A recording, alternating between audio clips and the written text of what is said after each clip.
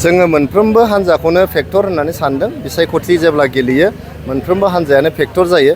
जाय गावनि सुथुरखौहाय दुरबल होननानै सानो बिनि जेननाया बेयावनो जागायजेनो होनदों। जों जायखि कंग्रेसआनो फै, बिजेपिआनो फै, बिपिएफआनो फै, गुबुन गुबुन हान्जा बा सोरबा इन्डिपेन्डेन्ट केन्डिडेट गेलेब्लाबो जोङो बेखौ बहुत सिरियासलि लादों।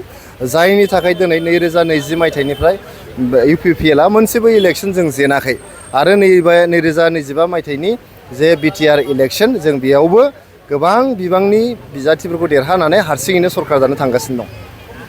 जोङो मोनफ्रोमबो हान्जाखौनो फेक्टर होननानै सानदों। बिसायख'थि जेब्ला गेलेयो मोनफ्रोमबो हान्जायानो फेक्टर जायो। जाय गावनि सुथुरखौहाय दुरबल होननानै सानो बिनि जेननाया बेयावनो जागायजेनो होनदों। जों जायखि कंग्रेसआनो फै, बिजेपिआनो फै, बिपिएफआनो फै, गुबुन गुबुन हान्जा बा सोरबा इन्डिपेन्डेन्ट केन्डिडेट गेलेब्लाबो जोङो बेखौ बहुत सिरियासलि लादों।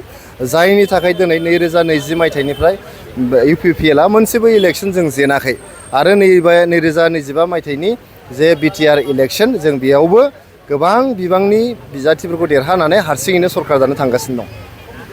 जोङो मोनफ्रोमबो हान्जाखौनो फेक्टर होननानै सानदों। बिसायख'थि जेब्ला गेलेयो मोनफ्रोमबो हान्जायानो फेक्टर जायो।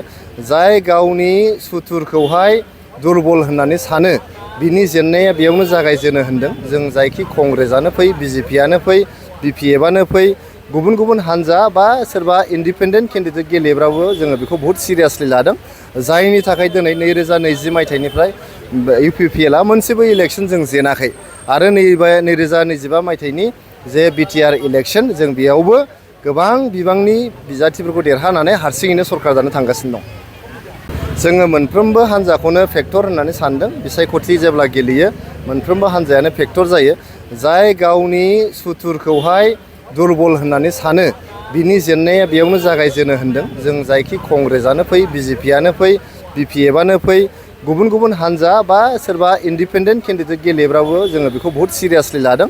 जायनि थाखाय दिनै 2020 मायथाइनिफ्राय इउपिपिएलआ मोनसेबो इलेक्सन जों जेनाखै आरो 2025 मायथाइनि जे बिटिआर इलेक्सन जों बेयावबो गोबां बिबांनि बिजाथिफोरखौ देरहानानै हारसिङैनो सरकार जानो थांगासिनो दं।